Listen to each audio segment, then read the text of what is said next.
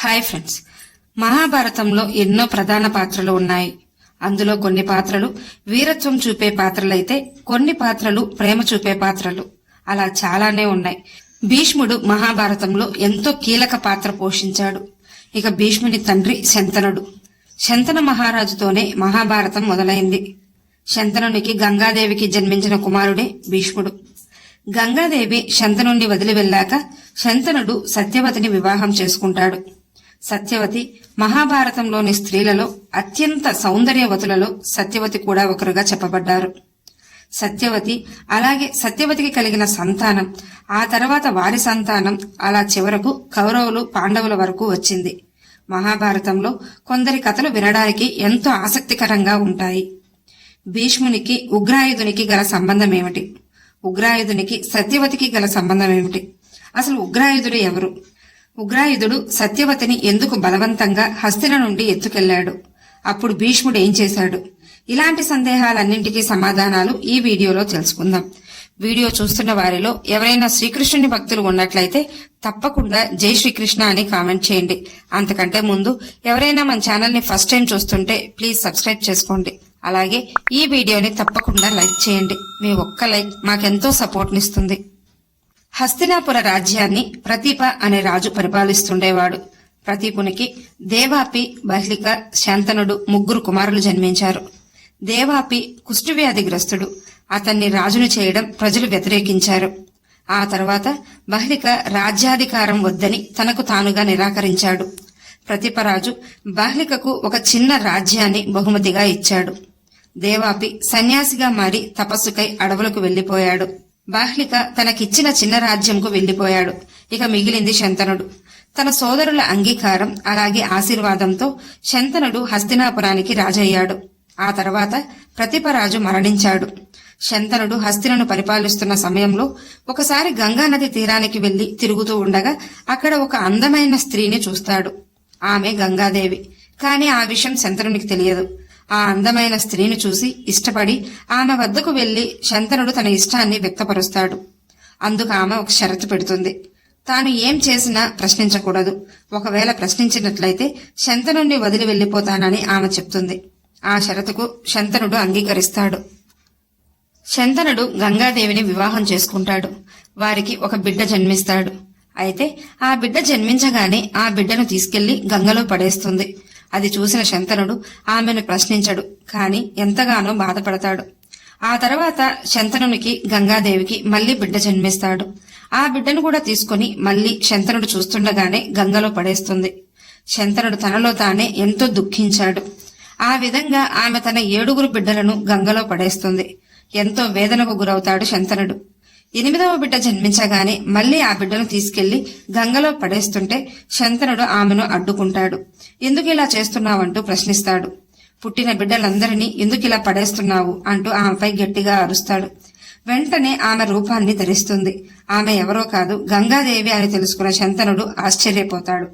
అప్పుడు గంగాదేవి ఆమె అష్టవసులకు మాట ఇచ్చిన విషయం, అలాగే ఆ బిడ్డల యొక్క పూర్వకథ అంతా వివరిస్తుంది. శంతనుని కోరిక మేరకు 8వ బిడ్డను గంగలో పడేయకుండా తనతో పాటు తీసుకెళ్తుంది.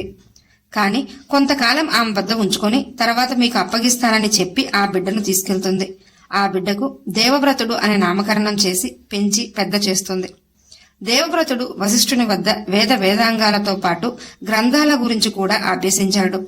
పరశురాముని వద్ద అస్త్రశస్త్ర కళల్లో గొప్ప నైపుణ్యం పొంది అలాగే ధనుర్విద్యను కూడా నేర్చుకున్నాడు. ఎన్నో దివ్యాస్త్రాలను కూడా పొందిన వీరుడు దేవవ్రతుడు. ఇచ్చిన మాట ప్రకారం గంగాదేవి దేవవ్రతుణ్ణి శంతనునికి అప్పగిస్తుంది. దేవవ్రతుని వీరత్వం చూసి శంతనుడు ఎంతో సంతోషించాడు. హస్తినాపురానికి యువరాజుగా దేవవ్రతునికి పట్టాభిషేకం చేశాడు. దేవవ్రతునికి తండ్రి శంతనుడంటే అమితమైన ప్రేమ, గౌరవం ఉండేవి. అలా కొద్ది కాలం గడిచిన తర్వాత గంగానది తీరాన శంతనుడు ఒక అందమైన స్త్రీ అటుగా వెళ్లడం చూస్తాడు. శంతనుడు ఆమె అందానికి ముగ్ధుడవుతాడు. ఆ తర్వాత ఆమె వివరాలు తెలుసుకోగా ఆమె పేరు సత్యవతి అని తెలుస్తుంది. సత్యవతి తండ్రి అయిన మత్స్యరాజు వద్దకు వెళ్లి ఆమెను ఇష్టపడుతున్నట్లు చెప్పి సత్యవతిని ఇచ్చి వివాహం జరిపించమని కోరతాడు శంతనుడు. అందుకు మత్స్యరాజు, మీ ఇద్దరికి వివాహం చేయడానికి నాకు సమ్మతమే, కాని నా కుమార్తె అయిన సత్యవతికి మీకు వివాహం జరిగిన తర్వాత సత్యవతి పిల్లలకు మాత్రమే హస్తిన సింహాసనంపై హక్కు ఉండేలా చేయాలి. అలా నా షరతుకు మీరు అంగీకరిస్తే సత్యవతిని ఇచ్చి వివాహం జరిపిస్తాను అని మత్స్యరాజు చెప్తాడు. దాంతో శంతనుడు అక్కడి నుండి ఎంతో బాధతో వెనుతిరుగుతాడు. ఎందుకంటే శంతనునికి గంగాదేవికి కలిగిన కుమారుడు దేవవ్రతుడు. అతనికి సింహాసనంపై సర్వ హక్కులు ఉన్నప్పుడు మత్స్యరాజు షరతుకు శంతనుడు అంగీకరించడు. కాని శంతనుడు ఏదో విషయంలో బాధపడుతున్నట్లు దేవవ్రతుడు గమనిస్తాడు. ఎలాగైనా తండ్రి బాధను పోగొట్టాలన్న తపనతో తన మంత్రులను విషయం అడుగుతాడు. వారు శంతనునికి మత్స్యరాజుకు మధ్య జరిగిన విషయమంతా వివరిస్తారు. వెంటనే దేవవ్రతుడు మత్స్యరాజు వద్దకు వెళ్లి తాను శంతన మహారాజు కుమారుణ్ణి అని పరిచయం చేసుకుని, మీరు పెట్టిన షరతుకు నేను అంగీకరిస్తున్నాను. నాకు హస్తిన సింహాసనం కంటే నా తండ్రి సంతోషమే ముఖ్యం. అందుకే సింహాసనంపై ఉన్న హక్కును వదులుకోవడానికి నేను సిద్ధం అంటాడు దేవవ్రతుడు. భవిష్యత్తు తరాల నుండి సమస్యలు వస్తాయేమోనని మత్స్యరాజు సందేహిస్తాడు. వెంటనే దేవవ్రతుడు, మీకు భవిష్యత్తు తరాల నుండి కూడా ఎటువంటి సమస్య రాదు. నేను వివాహం చేసుకోనని ప్రతిజ్ఞ చేస్తున్నాను. కాబట్టి నా వల్ల కాని నా భవిష్యత్తు తరాల వల్ల కాని ఎలాంటి సమస్యలు మీకుండవు. మీరు నిశ్చింతగా వారికి వివాహం జరిపించవచ్చని మత్స్యరాజుకు మాటిస్తాడు దేవవ్రతుడు. ఆ తర్వాత శంతనుడు సత్యవతిని వివాహం చేసుకున్నాడు. శంతనునికి తన కుమారుడైన దేవవ్రతుడు చేసిన ప్రతిజ్ఞ గురించి తెలుస్తుంది. దాంతో శంతనుడు ఎంతో బాధపడతాడు. దేవవ్రతుడు చేసిన ప్రతిజ్ఞ కారణంగా భీష్ముడనే పేరు వచ్చింది. అందుకే అప్పటి నుండి భీష్ముడనే పిలువబడ్డాడు.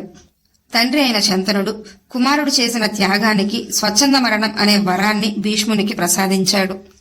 శంతనునికి సత్యవతికి 2 కుమారులు జన్మిస్తారు. వారే విచిత్రవీరుడు, చిత్రాంగదుడు. సత్యవతి కుమారులు చిన్న వయసులో ఉన్నప్పుడే శంతనుడు మరణిస్తాడు. సత్యవతి కుమారులే ఆ సింహాసన హక్కుదారులు కాబట్టి వారు పెరిగి పెద్దవారై రాజ్య బాధ్యతలు తీసుకునే వరకు హస్తినను ఒక సేవకుడిగా కాపాడుతూ వచ్చాడు భీష్ముడు. ఉత్తర పాంచాల రాజ్యాన్ని ఉగ్రాయుధుడు అనే రాజు పరిపాలించేవాడు. శంతనుడు మరణించగానే సత్యవతిని వివాహం చేసుకోవాలనుకుంటాడు ఉగ్రాయుధుడు. కాని ఉగ్రాయుధుడు ఆలోచన వేరు. సత్యవతిని వివాహం చేసుకుంటే హస్తిన రాజ్యం కూడా తనదే అవుతుందని దుర్బుద్ధి కలవాడు. యుద్ధం చేసి హస్తిన రాజ్యం గెలవడానికి భీష్మునితో తలపడలేక సత్యవతిని వివాహం చేసుకుంటే రాజ్యం సొంతమవుతుంది అని ఆలోచిస్తాడు ఉగ్రాయుధుడు. ఉగ్రాయుధుడు భీష్మునికి సందేశం పంపిస్తాడు. ఎంతో సౌందర్యవతి అయిన సత్యవతిని వివాహం చేసుకోవడానికి అంగీకరించమని కోరతాడు. కాని భీష్ముడు ఎంతో తెలివైనవాడు, రాజనీతి తెలిసినవాడు. అందుకే ఉగ్రాయుధుని దుర్బుద్ధిని భీష్ముడు పసిగట్టాడు. కాని అంతలోనే ఉగ్రాయుధుడు సత్యవతిని బలవంతంగా హస్తిన నుండి పాంచాల రాజ్యంకు ఎత్తుకెళ్లాడు. వెంటనే భీష్ముడు తన సైన్యంతో ఉత్తర పాంచాల రాజ్యంపై దండెత్తి అందరినీ నాశనం చేయసాగాడు. భీష్మునికి ఉగ్రాయుధునికి మధ్య భీకర యుద్ధం జరుగుతుంది. భీష్ముడు అత్యంత శక్తివంతుడు, గొప్ప ధనుర్ధారి కూడా. భీష్ముడు ఉగ్రాయుధుణ్ణి వధించాడు.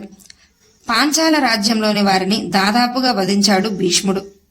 సోమకుడిని, వృషతను, దుర్ముఖుడిని మాత్రమే ప్రాణాలతో వదిలేశాడు.